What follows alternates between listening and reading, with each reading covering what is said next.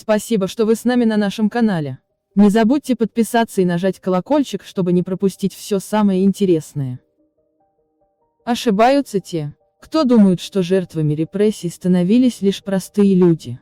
Нет, под его маховик попали и ученые, и врачи, и служители искусства. И для ареста было достаточно всего лишь сказать что-то не то. Дружить не с тем, или родиться не в той семье. Виктория Михайловна, Дыденко дерется. Дыденко! Главное, ребята, сердцем не стареть, песню, что придумали, до конца допеть. В дальний путь собрались мы, а в этот край таежный только с самолетом можно долететь. А ты, улетающий вдаль самолет, в сердце своем сбереги. Под крылом самолета о чем-то поет зеленое море тайги. Зоя Федорова, популярная актриса, еще до своего реального ареста много раз ходила по лезвию ножа, и как минимум дважды могла отправиться в лагерь. Сначала ее попытались обвинить в пособничестве иностранному шпиону, а затем хотели лишить свободы, как дочь врага народа. Однако слава и востребованность поначалу спасли ее. Но в третий раз не повезло. Вообще о такой карьере, как у Федоровой, могла мечтать каждая актриса. Главные роли в нашумевших фильмах, сталинская премия, поклонники, благосклонность чиновников. Говорили, что сам Берия увлечен красавицей Зоей. Именно к нему обратилась артистка с просьбой освободить отца, и его отпустили. Правда, ослабленный лагерным режимом, он недолго прожил на воле, вскоре скончавшись. В личной жизни звезде не везло, с первым супругом они прожили недолго, а летчик, за которого она собиралась замуж, разбился. Зато Лаврентий Берия, который помог когда-то девушке, решил возобновить свои ухаживания. Пригласив Федорову на ужин, он намекнул, что неплохо было бы его и отблагодарить за услугу. Тогда Зое удалось отбиться от настойчивого наркома, но он пообещал, что с рук ей это не сойдет. Хотя нельзя отрицать того, что эта история могла быть лишь легендой.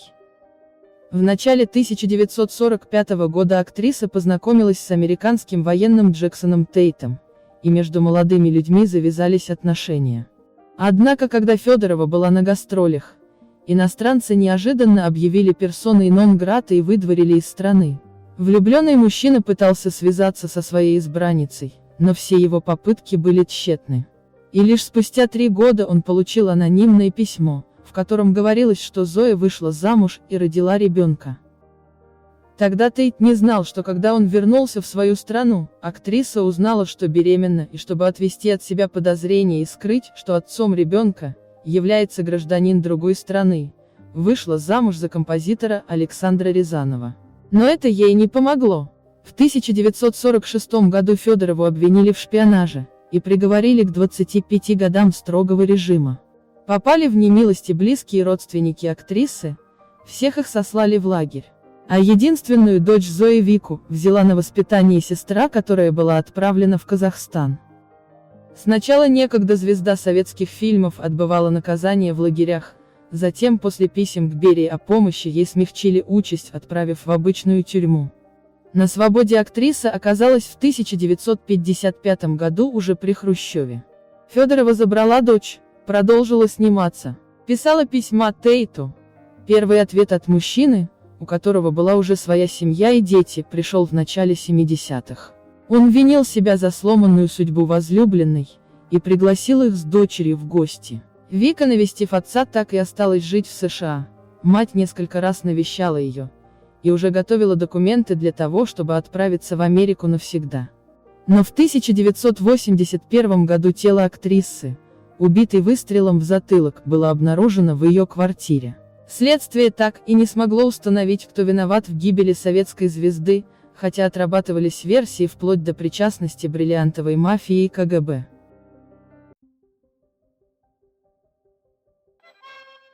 Зачем было увлекаться? Ох, когда знал, что расставаться.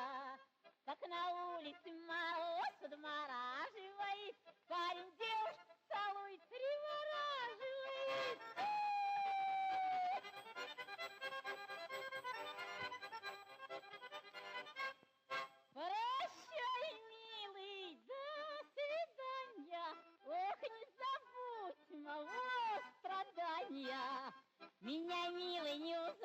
пень березовый я обнял, думал, кот розовый, а это пень березовый.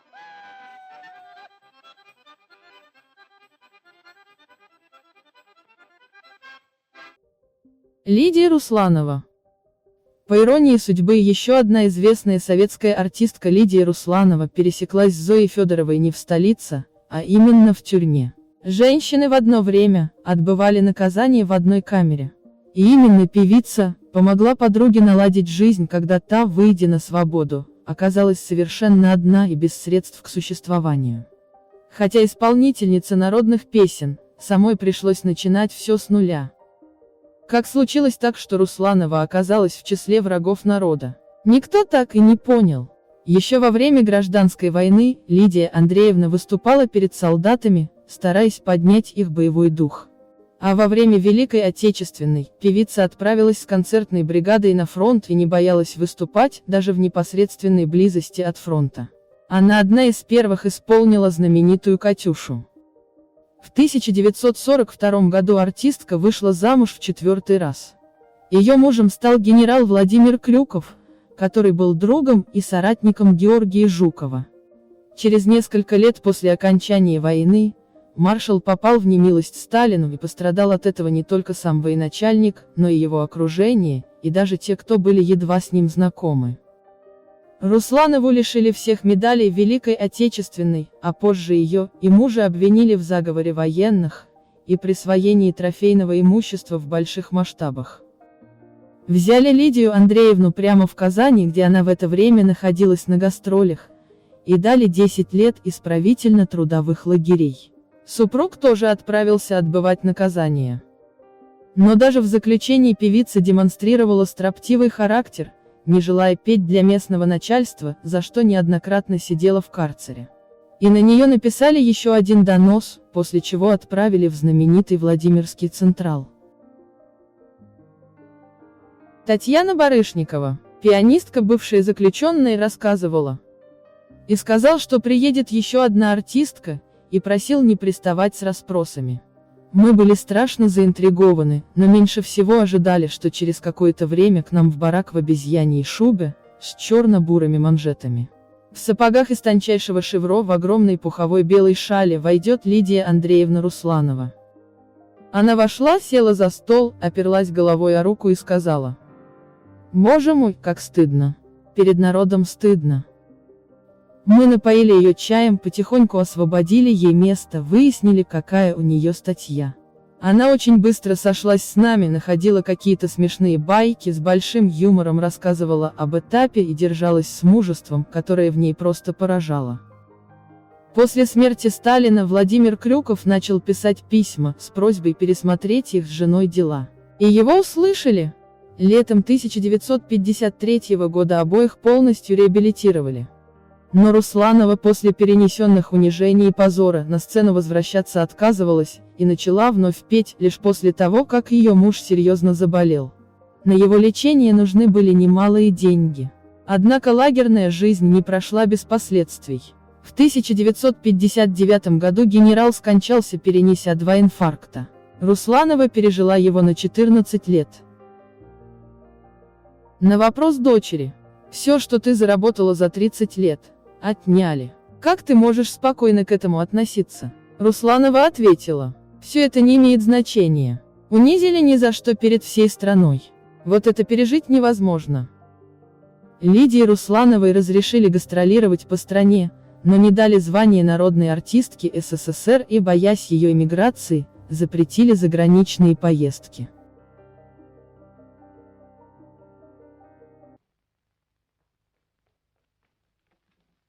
Ночь над Белградом тихая вышла на смену дня. Вспомни, как ярко вспыхивает яростный гром огня. Вспомни годину ужаса, черных машин полет. Сердце сожми, прислушайся, песню ночь поет, пламя гнева горит в груди. Пламя гнева в поход нас веди. Час расплаты готов, смерть за смерть, кровь за кровь. Бой славяне, заря впереди.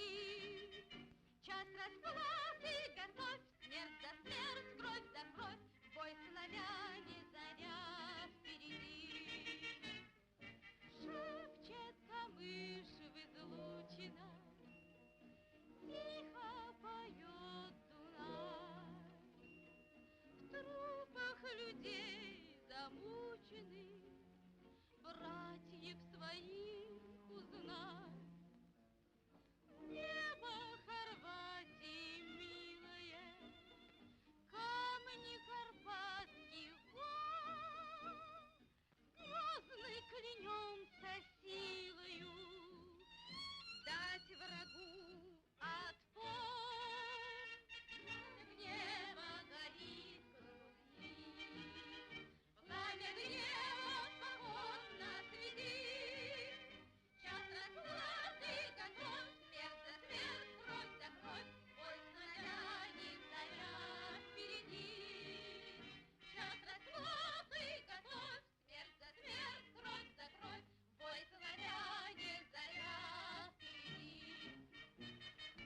Станет народ разбуженный, смелый призыв звучит. Пепел земли разрушенной в наши сердца стучит. В небе войны пожарище Родина нас зовет. Дружно вперед, товарищи, на врага вперед.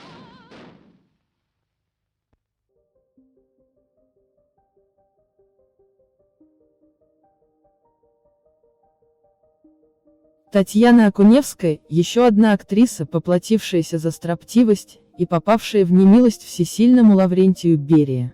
И совершенно неудивительно, что нарком положил глаз на девушку. Тогда от голубоглазой белокурой красавицы буквально сходила с ума практически вся мужская половина Советского Союза.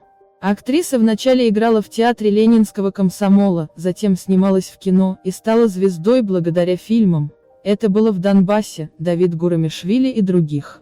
Среди ее поклонников был югославский маршал Броз Тито, который отправлял ей букеты через посла Влада Поповича.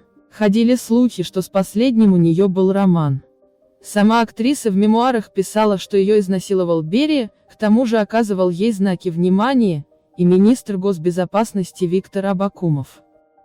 В 1948 году Окуневскую арестовали, предъявив обвинение в шпионаже и антисоветской агитации, и дали 10 лет исправительно-трудовых лагерей. Актриса пережила пытки и издевательства. Отбывала она наказание в разных уголках страны. Татьяна нелестно отзывалась о своем тогдашнем супруге, писателе Борисе Горбатове, который не поддержал ее в это тяжелое время.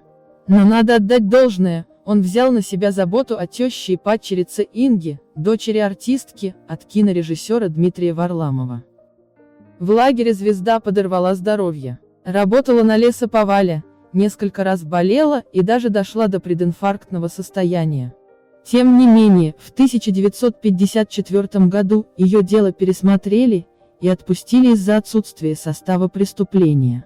А Окуневская вернулась в театр, снималась в кино, правда главные роли ей уже не давали, и дожила до глубокой старости.